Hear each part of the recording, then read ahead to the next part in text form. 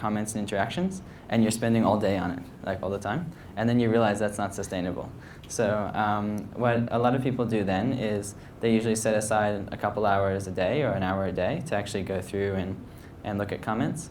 There are tools in the platform to show you, sort of all the activity that's been happening, so you can kind of browse through it. At the same time, you don't need to see everything. We have mechanisms for students to report inappropriate comments, and we also have a tagging mechanism. So what happens is, if students are unsure about something, they'll actually tag the teacher, and then the teacher will get a notification that they can participate there. So when you first set up the course, sometimes it's useful to set some parameters or suggestions for the student. So you can say, I'm not going to, say in this course, I don't read every comment. So if you really need something, the students can work it out themselves, or they can tag you as well. So we've seen that happen quite effectively. So usually students will sort out everything, but if there's a situation where the students aren't sure about something or they need extra assistance, they'll just tag the teacher, and then the teacher will come in then. So I think you can do things like that. That works quite well. There are a few other strategies too. I think really a lot of it is time management. So I think a lot of teachers, they just set aside some time every day to really review the key things they're notified about, but they don't try and read everything. I guess where the question is coming from is that we are from a dimension of 19th century teachers. We want control. We want to make sure that the students understand everything we want to go through, and we don't have the time. Yeah.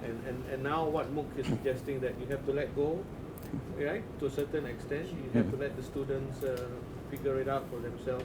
So that transition is what I think is.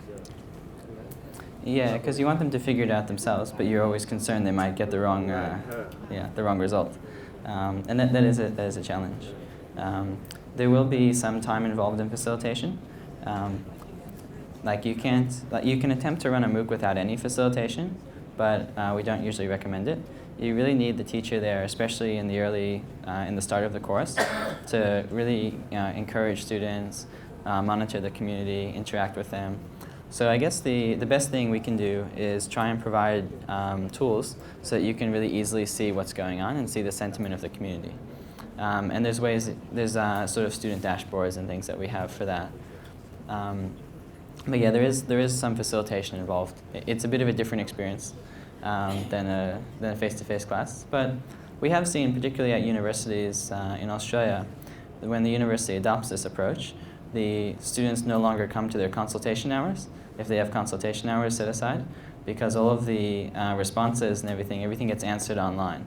So the actual, even in a course we had with, I think about 2,000 on-campus students in Australia, they used to have a very long line, a long queue at the consultation hours, like every week. And then they actually were able to cancel the consultation hours because students stopped coming because they just did everything online. So there is some time savings there, but there is some time management involved. I won't say it's probably less work. I think it's probably, there's definitely more involved, yeah. But you can teach more people with that effort. And how would you sort of define the activity as compared to contents? That question sparked me up just now, saying that, I have to review all the comments. So what is activity actually? What's the purpose of the activity? Is it for them to discuss among themselves? For you? So our general view is that the students learn through the activities. They don't learn too much by reading. You can have things for them to read, and they do have to read it. And we've got plenty of courses that I'll show you where there's lots of reading involved. But until the students actually have to do something in activity, they won't really, they won't really understand or internalize what they've read. So you just scan through and see the temperature of the understanding. Yeah. So in these courses, the teacher doesn't read everything. It wouldn't be possible. Yeah. Is it possible to then monitor the students involved in the course to ensure that everyone participates and actually does his or her part? Yeah, there are ways to do that. So we have a student list for the teacher where they can see everyone's progress, and they can see how many comments they've made, how many kudos points they have. So we have a metric called kudos, and kudos occurs when you post a comment and someone likes the comment you've posted, and then you earn a kudos point. So it's possible to post 100 comments and get no kudos because nobody likes what you've done. So you can look at the ratio of sort of kudos to comments to see how much the community values the person. And you can actually monitor, like, this particular task. They're supposed to look at an existing process and then come up with an improvement on that process. And everybody is supposed to do that. And say if you've got 1,000 people registered for this course, how do you then differentiate the actual task from the comments? Is that possible? Yeah, so it is. But you don't really, in the sense, you wouldn't sort of try and verify that they've actually done exactly the right thing. The community actually should take care of that. So because it's posted publicly, there's a sense of responsibility involved on the part of the student. So if the student is not doing it correctly, other people will notice as well. So that's something that usually is picked up by the community. On top of that, the activities are really the student demonstrating their learning and learning in the process. So they can be aggregated together in the form of a portfolio, and that portfolio can be what's submitted at the end of a course, so that people see, yeah. So there are a number of different ways to do it. If you're providing credit for the courses, you would want them to be reviewed by someone.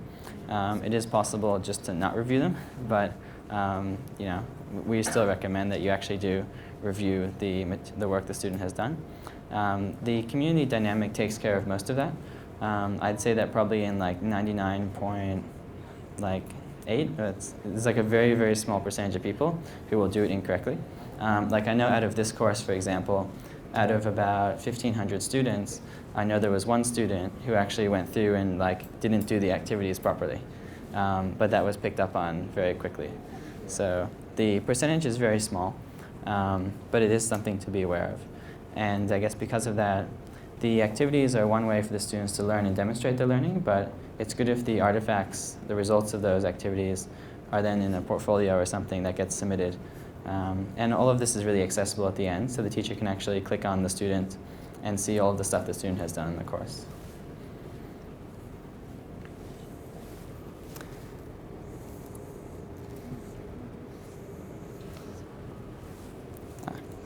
So there's a difference between activities and assignments, right? I think that's where we're confused. Okay. Assignment is something very serious where you have to have a look at each and every one, whereas the activity is you monitor it. Is that it? You can use it that way, but you can also do, so we don't differentiate between the two on our side. All right. It's the same way that you create both. It's really just a matter of how you want to do it. The activities can be quite serious. In this one, maybe they do call it an assignment. So the final sort of activity in this course is the student actually has to work with their employer to identify a process in their workplace and then write a report on how they improve that process and then actually carry out the improvement and show it actually made a difference. So actually to complete this course is actually probably 3 months involved because you actually have to do something and see the results from it. Now that would be the final activity for the course. You might call that the final assignment. Yeah. So it's really just a matter of how the teacher wants to do it. So everything kind of leading up to that is really, they're really formative activities. So the student is learning through the activities, they're getting feedback from the community, and then they probably do a final project at the end. And that final project could be any size, yeah. But yeah, that final project is the one that you'd probably review most heavily. So like in this course, for example, I think because they actually do offer credit for this as well. So I think they do review all the work, but the main thing is they look at the final assignment or activity. And if that checks out, then they're good. But if they're concerned, then they probably go back and look through everything. So it's kind of like a check and balance.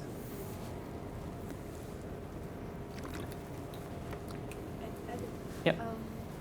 There is one function where students can actually submit something, isn't it? I was talking to Mr. Tan the other day, and I was telling him that maybe I want to change. I want some of the activities I wanted the students to submit. and Mr. Tan was saying that, well, when you submit something, you expect to get back. I mean, that's the that's the perception the students have. Like, okay, when I submit this, I'm going to get it back. But I realized that I think I've completed quite a number of courses. I realized that when I submitted something, I won't get it back. Yeah. Can you comment on that? I mean, how do the students know whether they have learned something? I mean, whether what they have submitted is right, what, you know, that kind of thing? Yeah, the feedback is very important. So yeah, this is a challenge in MOOCs in terms of when you look at